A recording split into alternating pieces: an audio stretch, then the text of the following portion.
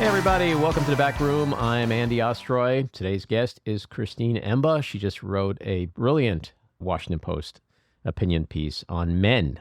And we're going to get to Christine in a second. But first, thanks for tuning in today. We appreciate you listening, and we'd love to hear your comments. So email us at backroomandy@gmail.com and or post on our social media, and we'll read some feedback next time.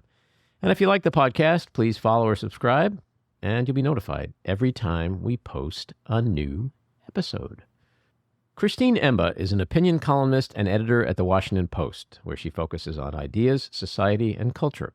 She is also a contributing editor at Comment magazine and an editor-at-large at Wisdom of Crowds, which includes a podcast and a newsletter. Her book, Rethinking Sex, A Provocation, is about the failures and potential of the sexual revolution in a post-Me Too world. Christine was named one of the world's top 50 thinkers by Prospect magazine in 2022. Christine, welcome into the back room. Thanks so much for having me. So, first off, congratulations on your Washington Post opinion piece. It is blown up. It is everywhere. You are everywhere. It has gotten so much attention. And recently we had Donovan Ramsey on the pod, and he wrote a book about the crack epidemic in the 80s. And we talked about how it just seemed like no one else was talking about that. And it's the same thing here. Like, we talk a lot about men and masculinity and toxic masculinity, all these things. But it seems like no one has put it all together in a way that asks the kind of questions you ask and provide the answers that you attempt to provide and just analyze it in a way that hasn't been done before. And it's just interesting to me that something like this hasn't really been written before. Yeah. First of all, thank you for saying that I synthesized it that well. That's really flattering. I mean, honestly, for me, writing the piece was an attempt myself to try and pull together all of these different threads around men and masculinity in our culture that had been sort of swimming around for me, and, sort of try and get them in one place and figure out what the relationship was between them. And so, yeah, so I am going to answer that question, but to do that, I'll tell you a little bit how I got to the piece. Mm-hmm. So my first book is called Rethinking Sex, A Provocation. And it is about sort of sex and relationship culture post-Me Too, and what the feminist movement and sexual revolution have kind of done to our culture. And I did a lot of interviews for that book, which came out last year. I talked to a lot of young women, but I also talked to a lot of young men. Mm-hmm. And while from the women I heard, various complaints that were actually kind of, mostly related to consent, Me Too, the sort of issues of the moment, the men I talked to just seemed confused. Like, the vibe that I got from them was, like, Me Too stressed me out. I'm not sure what I'm supposed to be doing anymore. Should I talk to girls or should I not talk to girls? Like, should I be masculine or is that toxic? I just don't know. I'm just going to sit on my hands. Put me in that camp, by the way. Yeah. And I mean, so the book ended up, relying heavily on the stories of women and some young men, but I was really interested in this sort of new feeling of just like confusion that I was hearing from men. And I kept looking around and talking to young men of my acquaintance, like reading about all of these different kind of bizarre manfluencers, I call them, who are showing up everywhere. And, it sort of congealed into, okay, something is going on. Something is going on with men. And there are like all of these clear threads. And so I just wanted to dive in. I just wanted to know. I think one of the things that has made it unusual for someone to take that comprehensive view, or maybe why this piece hadn't been written yet, is that I think talking about men's problems, the sort of sociocultural landscape, takes a lot of courage. Well, I was going to say bravery, and then I was like, I don't want to just be like, I'm the bravest person around, and that's why I wrote it. But you do have to be able to touch on like some uncomfortable topics. And some of the conclusions Men, that men you love might that, come though. to. Men love Yeah, having it presented to them, all this uncomfortable stuff about themselves. right, right. A lot of Hmm. self-reflection. We're known Um, for that. but also like some of the conclusions I come to and some of the things that I bring up are sort of in what I describe as kind of mainstream to sort of progressive society.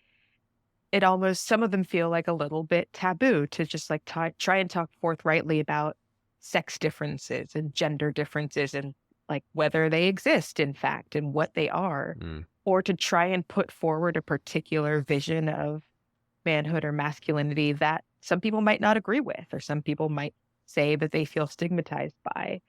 Like putting stakes in the ground in this moment, I think, is something that we are prone to shy away from.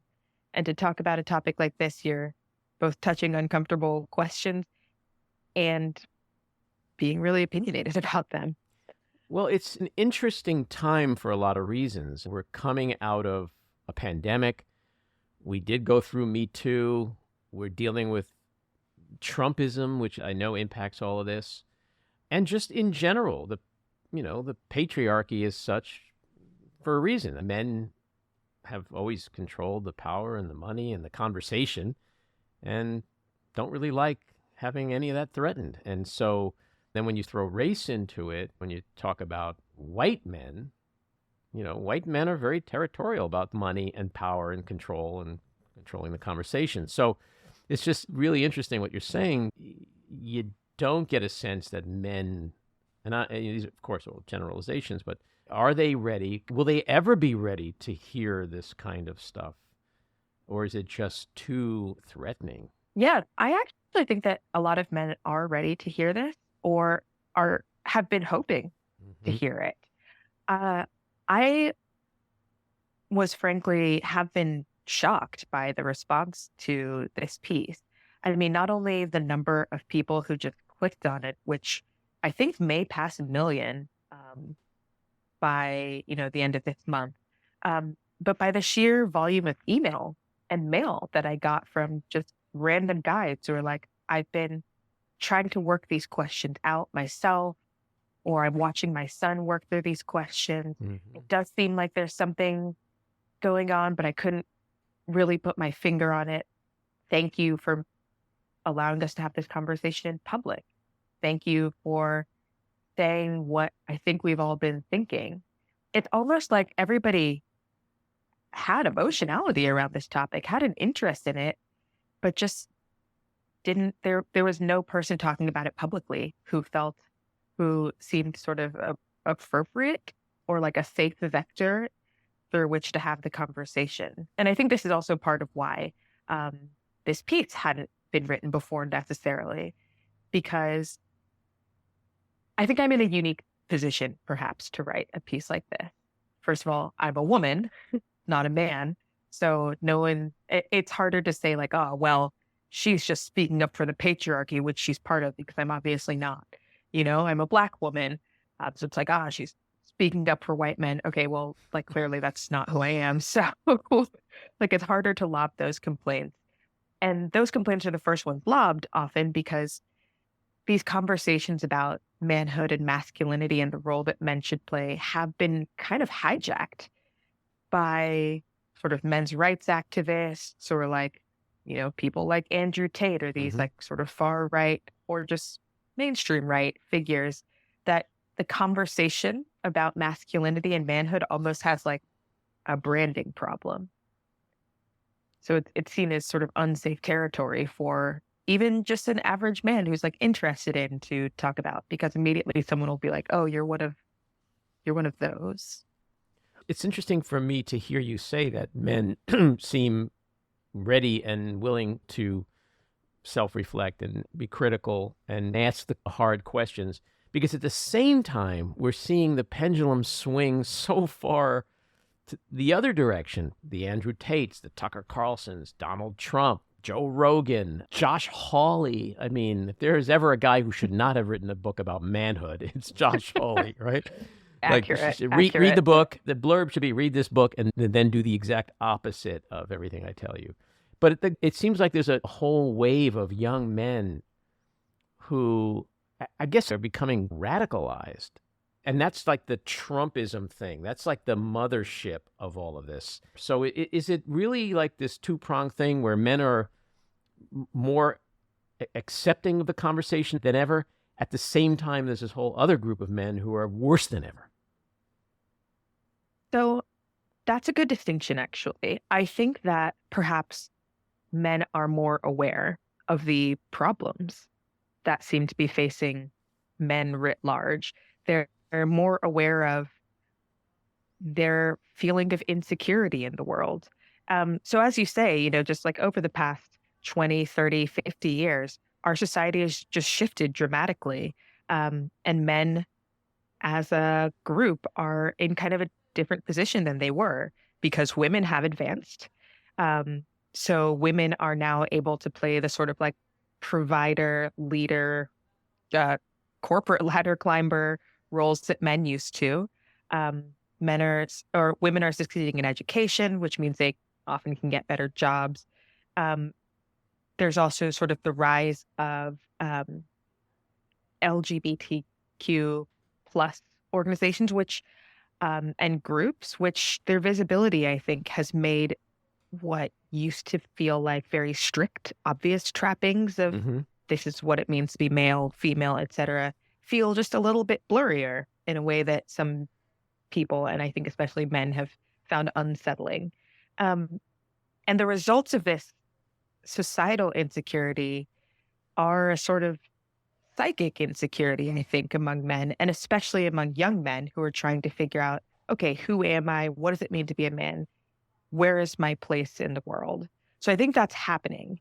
And I think the data and the feeling, the felt sense of discomfort has finally become just so obvious that it's hard even that I think even the most oblivious man might sense that there's something in the air, right? Like maybe you wouldn't put your finger on it or know exactly what it was, but By the way, that would be a great reality show. Like you have The Bachelor and all that. Somebody should do The Most Oblivious Man.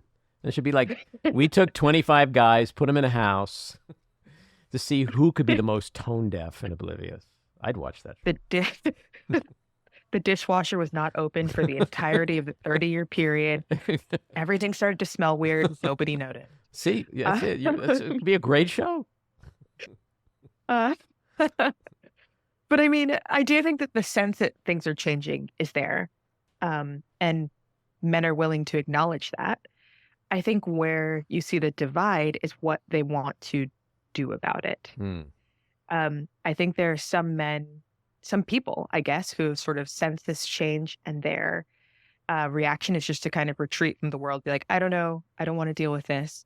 You have some men whose response is what I describe as social identity theory, or in the piece, which is if you feel like your identity, your core identity is threatened, for example, your masculinity, then you just like double down on masculinity and try to be like the most extreme version that you can. And so you find those people following masculine extremists, right? Like Right. Andrew Tate, et cetera, et cetera. Or there are people who are, I think, I don't know, in touch with themselves enough to sort of investigate, to start thinking of like, okay, well, who am I? What path should I be on? Where do I go? And those are the people that are, I think, who I'm speaking to, who I think there's a chance for them to go kind of in almost any direction. But what's happening, though, is that there's kind of a vacuum in direction. The right and these right-wing figures like Joe Rogan, like Jordan Peterson, et cetera, are saying, okay, we see the confusion. Here's a map of how to be. It may not be an amazing map, but it's a map. And then sort of on the left and progressive side, they're not really offering anything. Instead, they're saying like, there's actually not a problem. Men, just get used to the new world. Is it really that complicated? I have 3 daughters, and I feel like I'm a pretty respectful person in general, right? I live by the golden rule. It's kind of a simple concept, to treat others like you want to be treated. Is it really that complicated? Like if you're a young man, just treat a woman with respect, right? you know, don't bully people. Just don't be a douche. It startles me sometimes that, like, is it really necessary to even have the conversation? Are men so unaware of their douchiness at times that we have to have this conversation? I guess we do, right? But it just I doesn't mean, seem very it doesn't seem very complicated a concept, you know? Just don't be a well, douche. you just made the joke about the most oblivious man show. So, Yeah, well, that's true. I mean, No, I get it. I totally get it. There's a couple of things I wanted to point out because I think there's a couple of interesting things. Your piece is titled Men Are Lost. Here's a map out of the wilderness. And it got me thinking of the James Brown song, This Is a Man's World. And I went and looked at the lyrics, and it's, this is a man's world, but it would be nothing, not one little thing without a woman or a girl. He's lost in the wilderness. He's lost in bitterness. He's lost. And I was like, whoa, that just, not only did that just change my whole perspective on that song, it just made me think of your piece. And then the Barbie movie comes out and we're hit with that, right? And it's like, even those of us who think of ourselves as modern and advanced and respectful, it's like you watch the Barbie movie and you're like, that's it. I'm handing in my man card because this gender is really messed up. And it's like we're sort of in this weird inflection point where the conversation, whether it's a Barbie movie or your piece, is shining this light post Me Too. And I don't want to downplay the significance of COVID and the lockdown, because I think COVID put young men, teenage boys, in this little bubble that they were living in for a year or two. And it's just a weird place we're at right now. And so the timing of your piece is so amazing, because I think the conversation about all this is desperately needing to be had right now. yeah, no, I mean, I think you're really putting your finger on something when you're pointing out COVID and the effects that COVID had too. Because in a sense, you know, the Me Too movement happened. There's already sort of this change in the air, and then almost instantly everybody was just sent to their cells to think about it for 3 years alone, basically, and react to it themselves, I guess, without human contact. And it is, you know, just kind of a fact that women tend to have stronger friendship networks than men do. And I think many women were more able to sort of like keep in touch with each other and do things during the pandemic, especially young women who also suffered though during the pandemic too, in the same ways that everyone else did. But I think for young men, the pandemic may have been a period of sort of just retrenchment into sort of their own little worlds where they weren't dealing with this stuff. And if they were, it was by like getting online and like spiraling down into watching YouTube videos of various influencers to deal with it, but not having contact with humans of the opposite sex. And porn.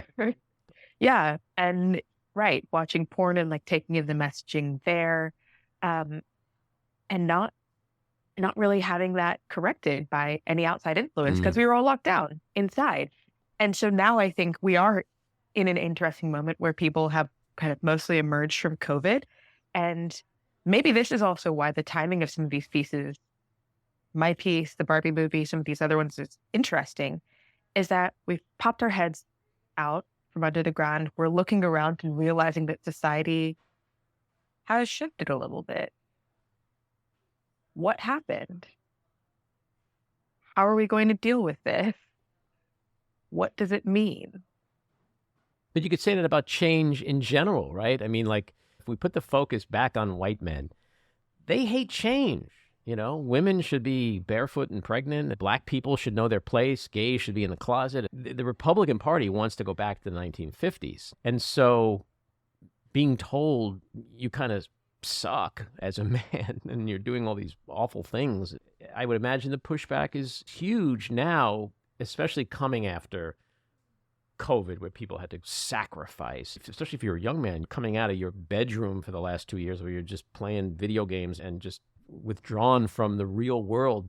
It could be a shocker. Yeah. And so masculinity, good masculinity, toxic masculinity. Let's discuss those things. What is masculinity? What should a man be, in your opinion?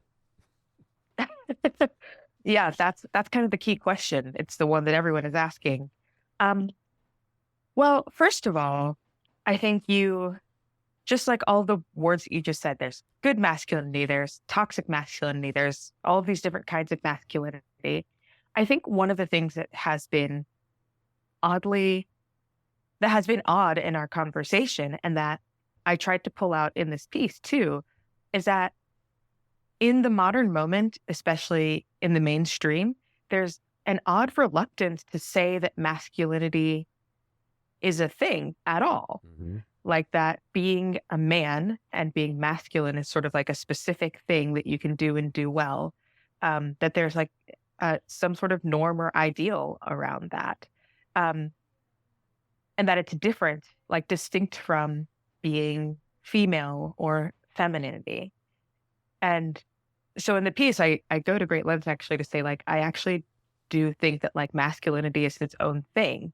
And in fact, like that is a thing that a lot of men and young men are sensing or have sensed that there's like a thing about them that is their like embodied experience of being male. And they want to know how to do that well, Mm-hmm. not just be a good person generally writ large, but like be a good person in this context that they identify as. And so it's important to try and like figure out what it means to be good in that context, not just more broadly. And that's kind of the map that young men are looking for. I think one of the mistakes of the culture recently has been to brand masculinity and maleness and manhood as toxic, which is, this term that you pointed out. I think it, kind of started almost jokingly in sort of the early 2010s, but really reached its zenith around Me Too. The sort of like acceptability of joking about how men are trash and men suck and all masculinity is toxic, how men as a class were just toxic. And while I think that was actually being used the point of that was to say like men should be better, it's not really inspirational. It doesn't really inspire you to be a better version of the thing if someone's like, this thing about you, it's trash. You You suck. need to get rid of it. You suck. Be better. Like, okay, It's a big thank motivator. you.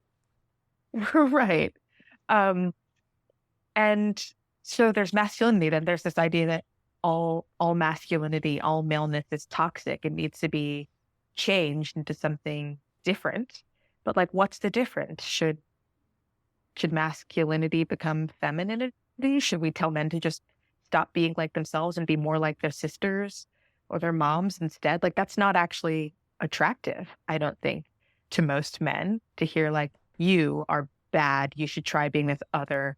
You should try ignoring all of these traits about yourself and be something else. So I think that what the right has been doing has been to like kind of get out ahead of the crowd in some sense, in saying like, hey, men, we know you're men and it's great to be men. Yeah, we love men. And actually, like you were saying, like, actually what would be better is if we just acted like the men of 50 years ago, like our grandfathers. And that's what the world should be like. And it's the liberals and the feminists who are taking it from you. Back when men were men. Back when men were men and women knew not to talk. And yeah, that's not a great solution, but it's attractive in some way simply because it says honestly, like, hey, men, we notice that you're real. Like, we want to give you a hand in some way. And I think what's missing in the discourse is a positive vision of masculinity that isn't about throwing it back 50 years, that isn't about silencing women or sort of reconstructing this lost era of John Wayne manhood that's frankly not going to come back because it's in the past.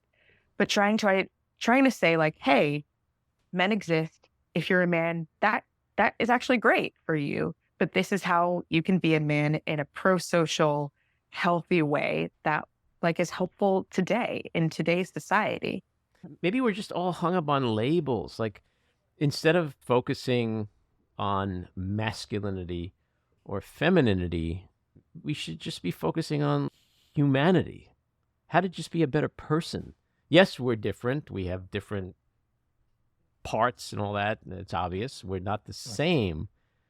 But at the end of the day, where it really matters, aren't we the same? Don't we want the same things? I have a woman who's a part of our team here. She's shaking her head right now. What, Jen? Why we're not the same? Finger. No.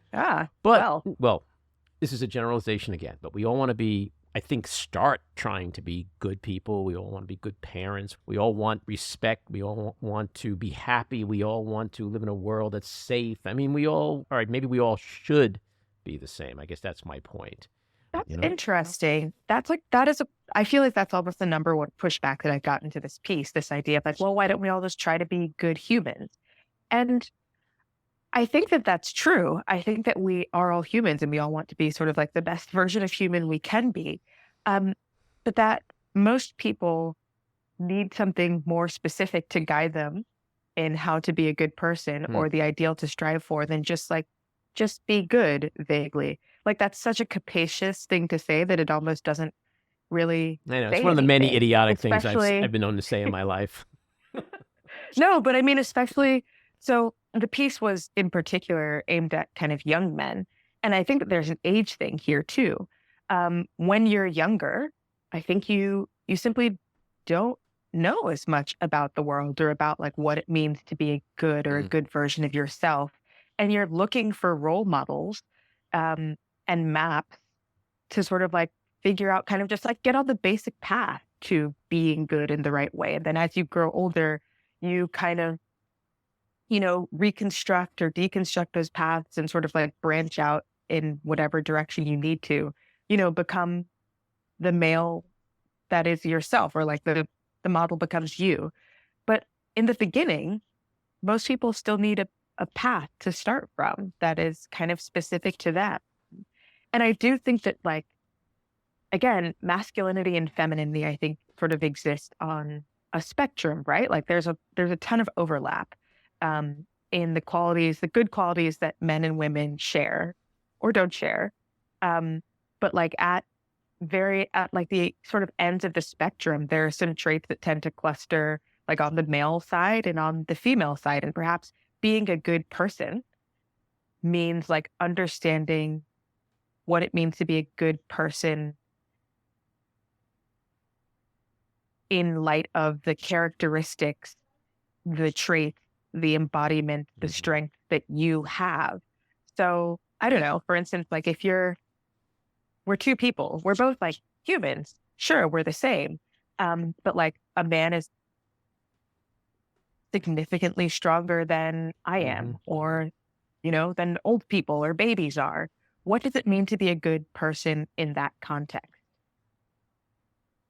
That in the context of like being a man who has like these qualities that make your life experience different in a world that has expectations for gender still that make your experience of walking through the world and the way that you relate to people different from mine.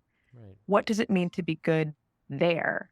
And I think especially when you have inherent advantages or inherent disadvantages. Yeah. Right. No, I get that. No, look, it's very similar. I've had many arguments with people about all lives matter and tried to explain why that phrase is ridiculous. And I think the application is the same here. I was more posing it more like, in a perfect world, we should all just be better humans. But I, as a man, a white man, I understand the privilege that I was afforded just by popping out of a womb. That's just the reality of it. It's also funny, like this idea, like in a perfect world, we would all just be good humans. And like that, it's sort of true, but honestly, it's not real. And I actually don't think that people necessarily want that. Like most people who you talk to, male or female, don't really want to live in an androgynous, unsexed, like undifferentiated world where we're all just like disembodied good people. Like there is something interesting and attractive to them about like having sort of like these poles of like male or female and masculine and feminine and old and young. And learning how to be a good person in that space is like what makes the world interesting in some sense. Well, there's so many cliches over the years that play a big part in this conversation that serve to confuse and frustrate men, women, little boys, little girls. It could be everything from boys will be boys to, Hmm. he's a man's man. What does that mean? Or when a woman says, I like bad boys, like that kind of thing. But it's Hmm. like, I went on a date about 25 years ago with someone. The whole date, she explained to me how much of a feminist she is, and she doesn't need a man for this, she doesn't need a man for that. And I was like, I'm fine, I'm cool, I get it. And then she got pissed off at me because when we left, I didn't get a cab for her. And I was like, she spent the entire dinner You telling me told me not to do. the last thing I'm going to do is even hold a door open for this woman because she was so.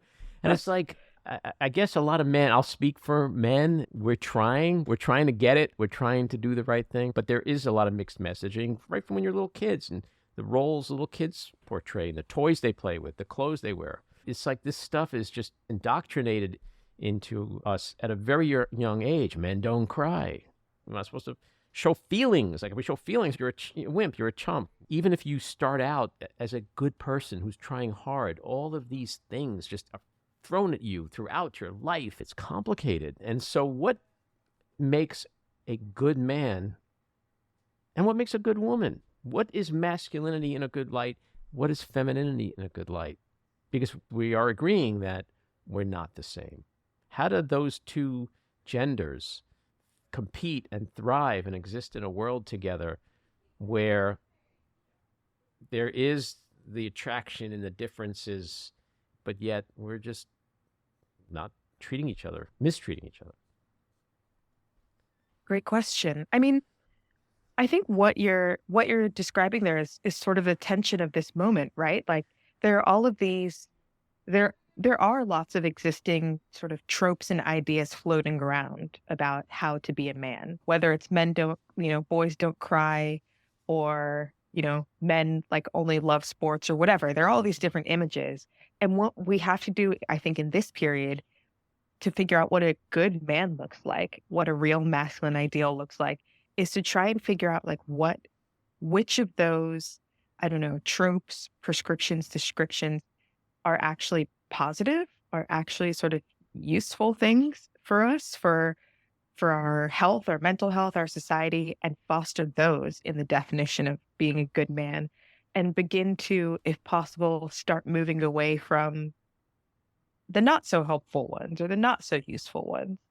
Um, and so there's something else. There's something else that makes this definition problem interesting too, that I'll touch on before I almost sometimes feel like I'm just shying away from answering the question of like, so what is the ideal? Yes, tell Because it's me. a I need hard to know. How answer. can I be a better man?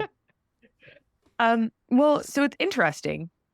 One of the reasons why that anthropologists suspect that there is more discussion over how to be a good man, or like what an ideal masculinity is, that's separate from just being male, is because for women, frankly, there's sort of a moment when a girl becomes a woman. Like, she has her first period. She is fertile. Like, it's obvious to everyone. Right. And like, there's kind of like that break in life, and you don't really have to do anything for that to happen. It just happens, and it's like Mm-hmm. very clear. And that's kind of like your introduction to womanhood. And for men, obviously you go through puberty, but there's not kind of like that quick change almost. It is That kind of when your distinction voice between stops just doing being like, this. When you stop talking like this. Hey, I which actually which sound isn't like a a male. moment. Yeah. So in most societies where anthropologists have like studied how gender is created, young men are often initiated into manhood by other men, by being taught and forced to sort of like prove these other traits that make them not just a male, but actually a man, um, like a stand-up member of the community. And We're going hunting today. well, so kind of. So one of the anthropologists I quote in my piece, David Gilmour, wrote a book where he surveyed like all these different tribes across the world for their sort of definitions of manhood and what this looks like. And he pointed out that every sort of group he talked to did have this kind of distinction between just being male, just being a boy, and being a man. And that manhood was often composed of like these three tropes, right? Of being someone who protects other Mhm. people, your family or your tribe, someone who provides for other people, your Mhm. family or your tribe, and also, in fact, creates surplus if possible. And then someone who procreates, right? Who is able to have kids and like sort of spread their seed, their bloodline. And those are like the three traits that composed being a man in all of these societies. And I asked people in the piece, so in the piece, there was a call out, which is still open, by the way, where I asked readers to write in and tell me who their ideal of masculinity was or what that was and why. And I was actually really surprised to see that almost all of them kind of reflected in some ways the same things. It was like, oh, my dad who, he didn't make much, but he provided for our family and made sure that we had food on the table instead of beer in the fridge went one. He always stood up for, you know, the women around him and his friends. He had really strong character. And this is one that comes up that's like not physical, actually. It's not dependent on how much brawn you have or how good you are at hunting, but just like this person doesn't tell lies. Mm. They don't cheat on their spouse. They have a goal that's about helping other people or improving the world somehow, and they like go after it and don't falter. Um, Things like that came up a lot. But yeah, the things that people said were ideals of masculinity, like actually tended to be pretty repetitive. It was sort of like they were strong in their way. Like maybe they were really smart, maybe they were physically strong, whatever. But whatever their skill was, they honed it. Um, yeah, they provided for and protected like the people around them and cared for the people around them. They, if they had families, showed up for them and led them well and were willing to help out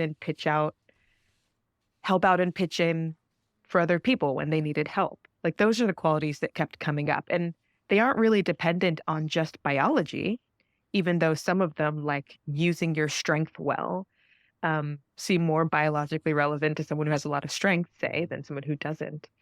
Uh, but they're all traits that like could be cultivated And if how, you know. right. And so, how do we get out of the wilderness? Is this just the conversation just needs to continue and there'll be little bits of progress along the way? Yes, this is very important. So one of the bits of criticism that I occasionally came in to for this piece was, how are you writing about the ideal man or a map out of the wilderness? You're not a man. How can a woman tell me what to do? And I think that's kind of a ridiculous critique. Hmm. But in some ways, like whether it's ridiculous or not, it does seem a little bit to be the case. So I interviewed a lot of young men for this piece, and a number of them told me about how they lacked role models, Mhm. actually, how they and their friends lacked sort of positive male father figures or role models. And that's why they ended up turning to people like Andrew Tate or Elon Tucker Musk. Carlson or whoever. Yeah, because like, okay, well, I don't have a good relationship with my dad. There Mhm. aren't like men in my community who I look up to. So I'll just like look up to that guy who I always see on TV. And so it does seem like the solution is for men, like older men especially, who actually kind of feel like they get it, feel like a sense of stability in the world, to reach out to those young men or those other men in their peer groups who seem a bit lost and take them under their wing in some sense. If there's like an initiation process sort of that used to happen where young men learn from older men how to be good men, it feels like that chain is broken in a lot of places. And it will take older men stepping up um, to rebuild that, Mhm. actually. I also think society wide, too, there has to be an acknowledgement that this is a good thing and that it needs to happen. So, not just say like men are toxic, we should have fewer men, but actually just be like, no, men are part of our society. We should work on ways to help them be better, Right. and sort of affirm that rather than just sort of tossing it to the side. One of the things you cited in your piece you spoke with this 19-year-old college kid from the University of Florida. And what he said struck a chord with me as being so profound, because I think it really gets to the heart of what we're talking about. He said, quote, "I feel like there's a lot of room to be proudly feminine, but there's not, in my opinion, the same room to be proudly masculine." And I think it also speaks to what is masculinity? What is good masculinity? How should a young man feel? What should a young man do? Who should a young man be? It is confusing. And so maybe it's just more that like women always seem to have their shit together more than men. They've always seemed to sort of figure their shit out because they've had to deal with more shit. They have to find their way through this world in a way that boys don't. And I think girls are just more advanced, emotionally advanced for sure. So I don't know. I just think that the advantages that men have in one aspect, they're really disadvantaged in another because I think their minds just have not developed over the years the way women's have. And, when you think of, related to politics, we always hear about the suburban moms. The suburban moms are leaving Trump and the Republican Party. Why is that? Because the suburban moms give a shit. They give a shit about stuff, right? They care about what goes on in this world. They don't like racism. They don't like bullying. And so you don't hear about suburban dads, right? So I think men have grown up in this bubble because they are privileged. There is a patriarchy, and that the net effect of that is it makes them clueless in many ways. I don't know if there's a way out of the wilderness for a lot of men. Yeah, I mean, I think there is. I think it will just take time and sort of changes in social norms in some sense, which, yeah, it takes time. I mean, we talk about women. I think I also found that quote from that 19-year-old very poignant and revealing. So it is, scientifically true, actually, that girls' brains tend to mature a little bit faster than boys. And so that's one of the reasons why it's much easier for girls to end up outpacing boys in school, because they kind of have a mental years head start. And that contributes to some of the inequality there, one could say. But when it comes to women having role models, part of the reason why women seem like they have so many role models right now is that, after the feminist movement, basically, a lot of women took up the flag of figuring out how to be a woman, writing books about it, talking about what it means to be a feminist or non-feminist, sort of going through and really thinking out what the various roles and understandings of womanhood over time have been. There's now literally a field of study, women's studies, gender studies, that's just about that. And women did that because it felt like they were coming up from behind and needed to figure out what their deal was and what they were doing so that they could also begin to take part in the world in a full way. And I think it's exactly what you were saying. We have lived in a patriarchy and men have kind of always been ahead. And so they never had to think about what their role was or about what they needed to do. They were men.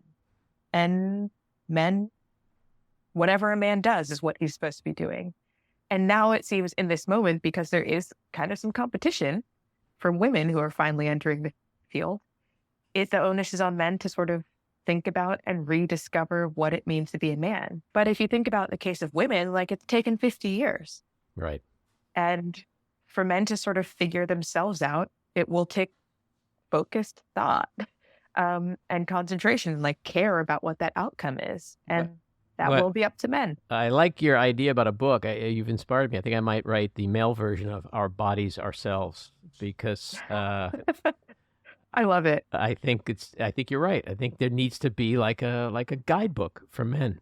Christine, this has been a fascinating conversation. I could go on for hours, which means you'll have to come back because it's not just a short conversation. Yeah. Thank you so much for having me. I'd love to. All righty. Take care.